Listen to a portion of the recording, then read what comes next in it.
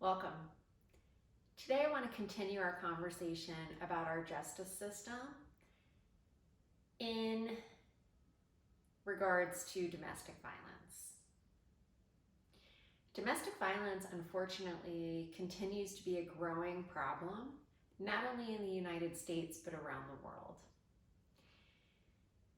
I feel it is essential to spread awareness, both about domestic violence, but also about the process of filing charges, filing a police report and charges, and also about what happens with our justice system and why so many criminals continue to repeat their patterns and, in fact, increase in escalation in the amount of violence that they're committing.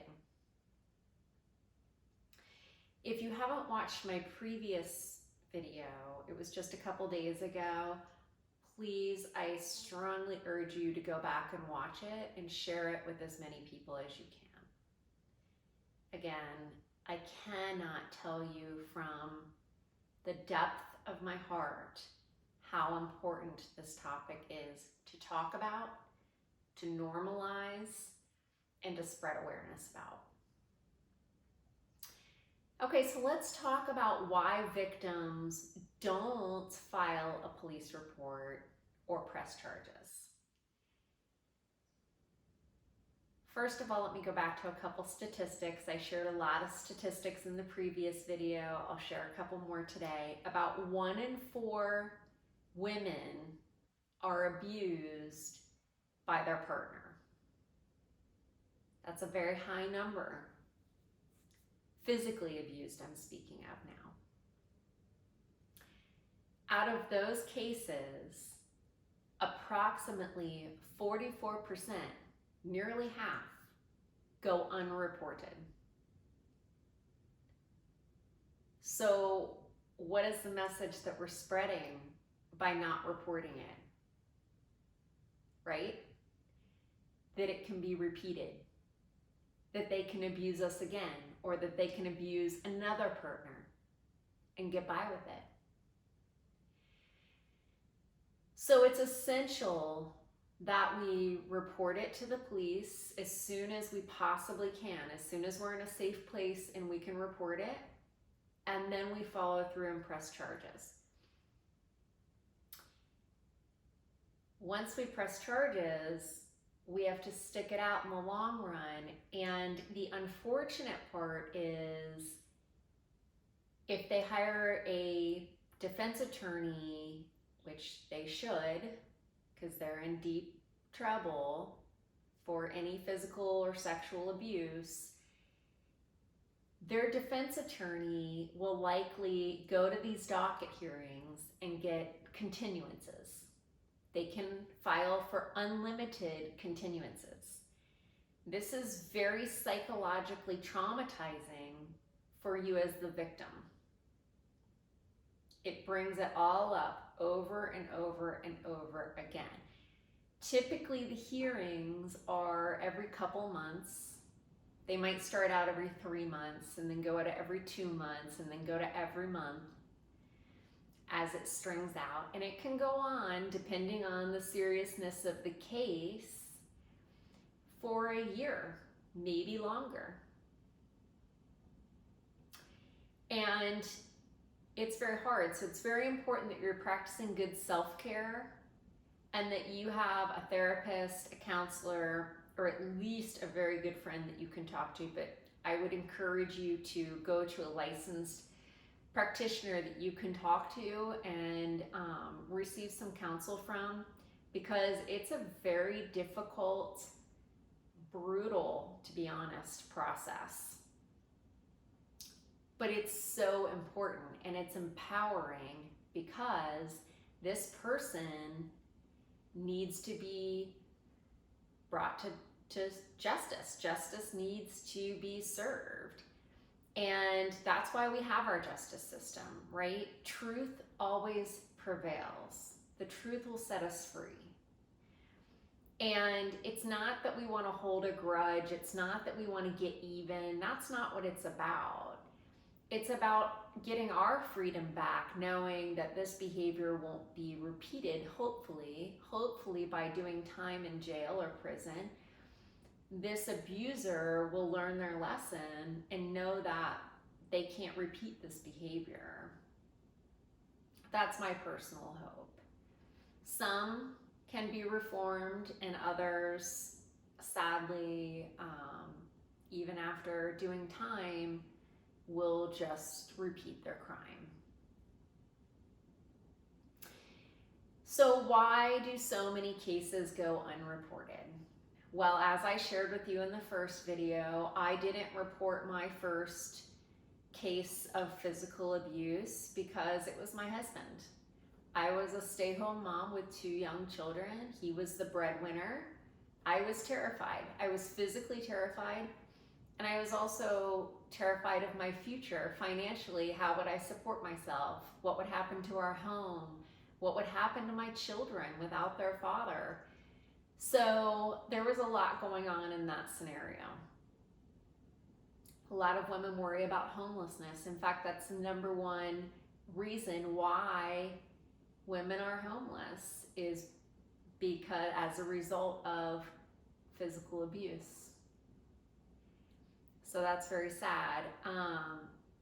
In the second case of my physical abuse most recently, I got away from him. I went and stayed at a friend's house. The friend was out of town. And in that scenario, I didn't call the police that night. I waited. The next morning, he came back and was trying to get into the home where I was staying. He was checking all the sliding glass doors that overlooked the bay.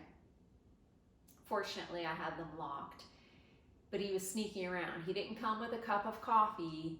He didn't come knocking on the door apologizing for what had happened the night before. He came to kill me. He was sneaking around, lurking around, and it terrified me. I was paralyzed in fear. I had a little puppy, and I went to the bathroom because that was the only room, the most innermost room in the home, where it had no windows or exterior doors. And I crouched down on the floor with the puppy, and I texted the owner of the home and said, "He's back, and I think he's come to kill me." The owner said, "Oh my God, I have surveillance cameras. Let me check the cameras, and I'll get right back to you." I didn't know he had the cameras. What a blessing. But he checked the cameras, and sure enough, he saw him. So he texted me right back and said, "Are you okay if I call 911 for you and have the police sent to you immediately?" And I said, "Yes, thank you." And I said, "I know I should have called 911, but I was paralyzed in fear." You know, we do really strange things in this heightened emotional state. I was basically in a state of survival. I was in the bathroom just trying to stay alive in this small room without windows and doors. And I'm getting a little emotional talking about it, actually. But we lose our voice when we go into this deep state of fear.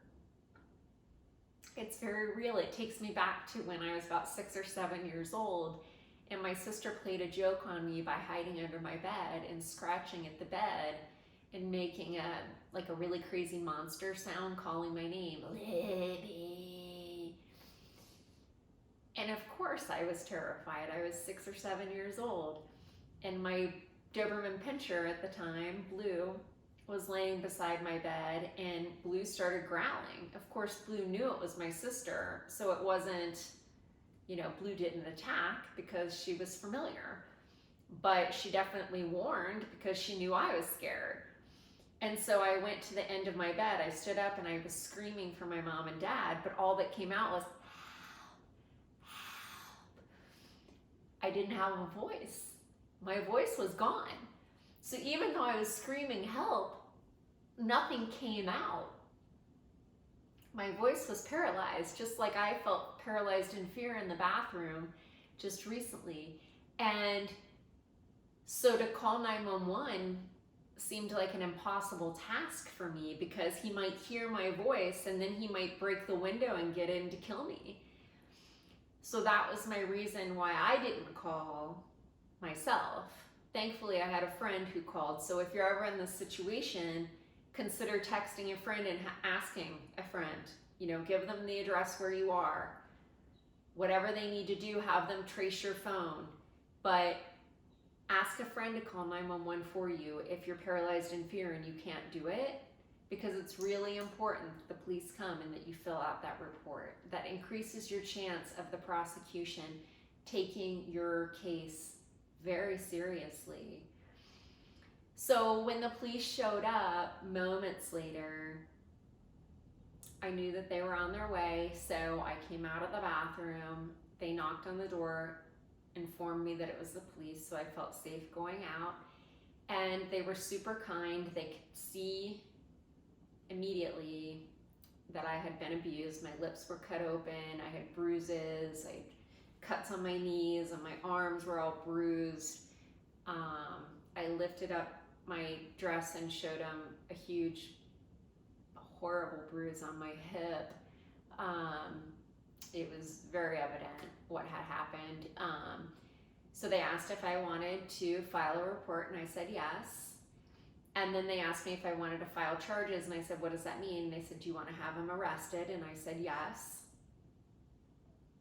And so they called more officers to come to the scene. And then with that second round of officers, a female officer came. And she took me inside and asked if it would be okay if she took photographs of me. And so she needed to lift my dress, and she took photographs that she included in the report. And that was a blessing on many levels, because I had bruising on areas that I didn't know were there because I couldn't see them myself. So I had fingerprint marks, bruises on my back and on my neck and under my arm. And all of that went into the police report, which made the prosecution's case much stronger, and that increases your risks or your chances of success with a conviction rate by almost 100%.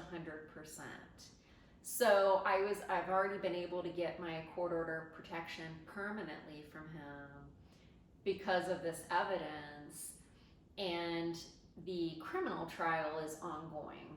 He keeps getting continuances. The felony court hearing was today. He got a continuance until March 5th. He'll probably get another one after that. And it's just a waste of time, unfortunately, for the justice system, because they're just stalling. They don't have any evidence. They keep changing their story.